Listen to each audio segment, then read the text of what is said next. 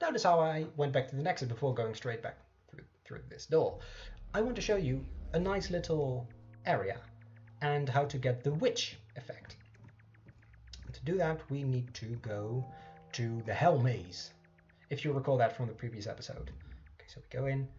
There is a Toriningen we need to avoid, but it's not very... Oh, I was about to say it's not very difficult with this one. Sadly, I'm a bad gamer. Okay, Red Maze.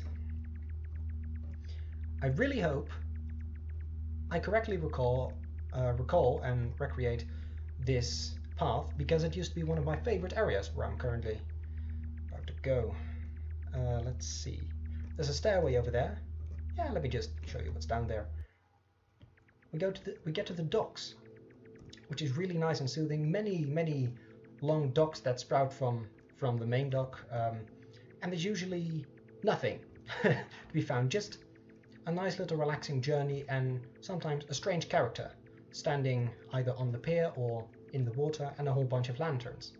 Here we are going to find the fat effect. I'm not going to talk to him. He brings you to a very interesting place. But you know what? I'm going to do it. I'm going to get the effect, then I'm going to talk to him. This game is about exploration, so let's explore a bit. Let's get off the beaten paths, shall we? Anyway, first... Sorry, I'm just paying attention how I'm going so I can get back to here. Because I have vague recollection of what he does, but I don't know for certain. We have to go up here first. And okay, so the graphics in this game are quite nice. I hope you are prepared to witness this perfection, because my goodness, is it top notch. Are you ready? If you're not ready, strap in.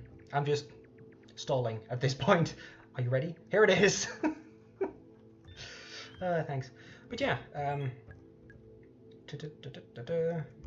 we can now become fat.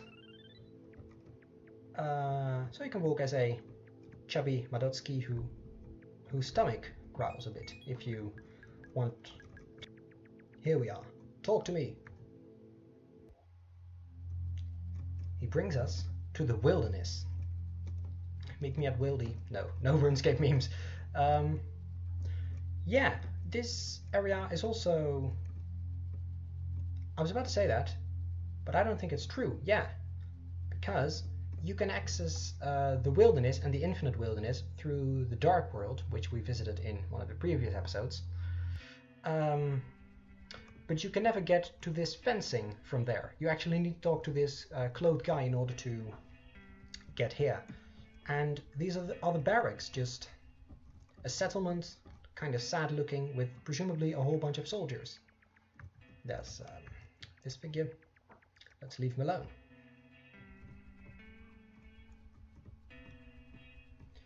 And you can just stroll as much as you like. Interesting. I was about to say something, but it turned out not to be true, so I'm not going to finish that sentence. So you have nothing on me. I do wonder what's on the other side. I've forgotten. There were a lot of things, a lot of areas. Oh, back in the mural world. Mural world. How nice. There are a lot of parts of this game that you don't need to visit in order to trigger the ending. So there is a whole bunch of exploration you can do that is not necessary, but still very, very nice and quite rewarding, in fact. So back to the original plan.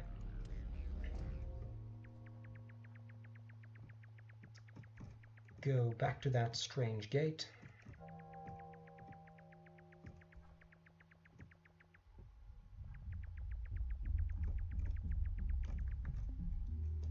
The maze.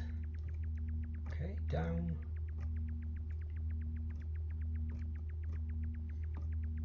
This feels really natural. I'm not even thinking about most of the turns I'm making, just going off memory. I made a mistake there, as you can see, so I'm just gonna stop talking now. We need to find... I say I'm gonna stop talking right before continuing to talk. This is what we need to find. A blue gate, which can look purple if you've been staring at that screen for way too long. And we arrive at the dense woods, which...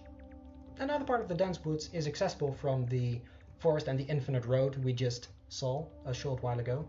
And these are the dark woods. So now we get one of our utilitarian effects, the lamp, and walk around. And you'll see that some spoopy eyes are looking at us. And because these eyes are individual objects, you can get them to do that, which is cute. It's not really cute, it's just a result of making things in a game two different objects. I contradict myself.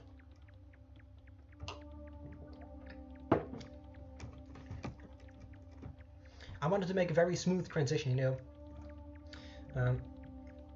Take control of the game with my left hand, take a sip with my right hand, then go back to controlling the game with my right hand, but I bumped into a wall. Just a bit of behind the scenes.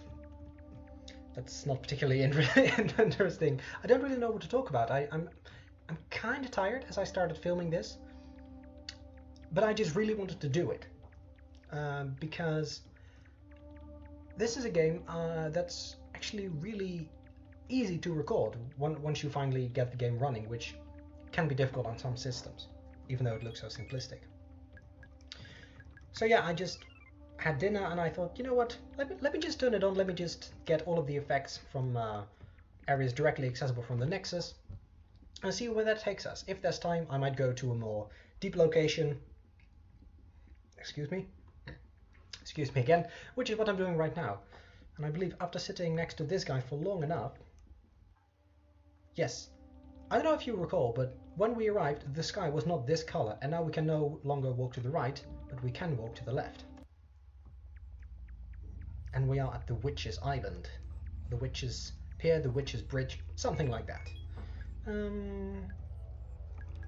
Bicycle. I always lose track of the bicycle. And there are a whole bunch of people. This one is looking up. I believe this is in fact a unique sprite, but you cannot interact with it. At least it doesn't give you an effect. You can still interact with everything you see by doing this. Whoa! There. I did not know that. I did... Okay, that's interesting. Sure, who needs a face? And I'm going to show you a bit of how the knife works. Red flash, they die, they disappear, and they scream, though not in that order. Yeah, let's just quick bike ride over the pier and meet some very strange creatures with whom you cannot interact, but still they're there, and these strange sculptures. It's almost a bit like some strange geomancer just magicked them into existence with clay, you know? They look so strange and alien and almost organic. This guy's having a rave by itself, which is cool. That's how you roll. And now the sea is empty again. And yeah, just a bunch of trees and a small pond, so what? Well, the tree actually hides an effect, the witch effect. Which is one of my favorite effects. Because you're a witch, and if you press 1, you're now riding a broomstick. And I don't know if you can hear that. The very soft the very soft sound the broom makes is so much nicer to listen to than the step sound that the bike makes. I actually wish that the broom would make you speed up, but alas, that's not the case in this game. In one of the fan games, though I don't remember which one, I believe it was .flow, but I could be wrong. I am probably wrong. In .flow, the broom is actually the object that makes you move faster, and it also has this same floaty sound, which is, again, much nicer to listen to. So, just wondering, what else could we do? Okay, here's the deal. I'm going to go back to the bedroom, but still in the dream world, and I'm going to see if I can trigger a very specific effect. If I can, I'm going to show you that, event I should say. If I can, I will show you the event. If I cannot, then that's the end of the video, and we'll do some more deep dream exploring in the next video. So let's see.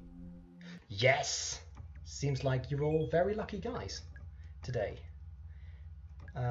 Bicycle, because it's so much faster. So, yeah, I'm not going to go... Ooh. Actually, oh goodness. Okay, what I wanted to show you, I Why am I in front of that wall? I was planning on going to the mall, and when you reach the roof of the mall, you can fly off using the witch effect, which is really cool, really soothing, really nice. But the mall is also accessible from the graffiti world, whereas this place is only randomly accessible. And as you might recall, we still have unfinished business on Mars. We still need to find what's through that hole. So in fact, I am just... yeah, I'm gonna go to Mars again. I'll just do a jump cut when we're back on Mars. And I'll see you there, and we'll get to explore the strange inside of Olympus Mons. So, see you then. Ground control to Major Tom.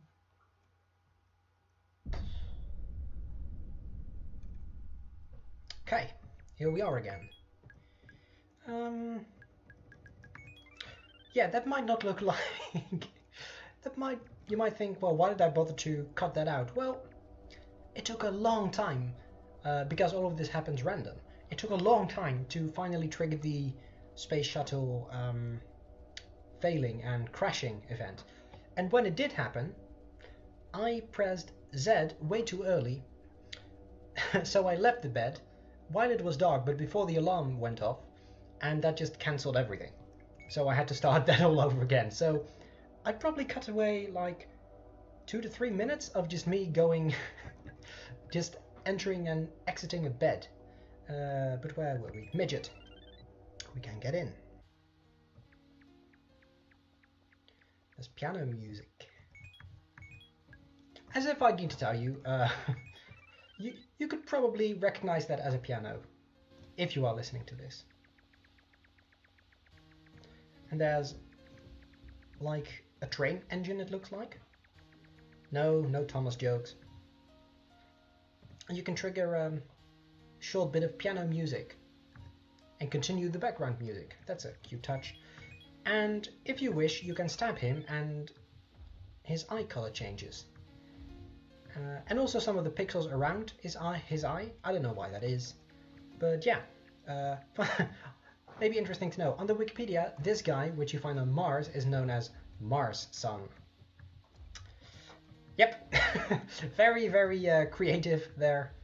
But yeah, that's what's been hiding in this strange hole. Just piano music, an engine, and a guy that completes his own background music. If you push him to it. Ooh, nice transition. Anyway, that's all I wanted to show you for today, and even a bit extra. I hope you enjoyed it. Thank you for watching, and I'll see you next time.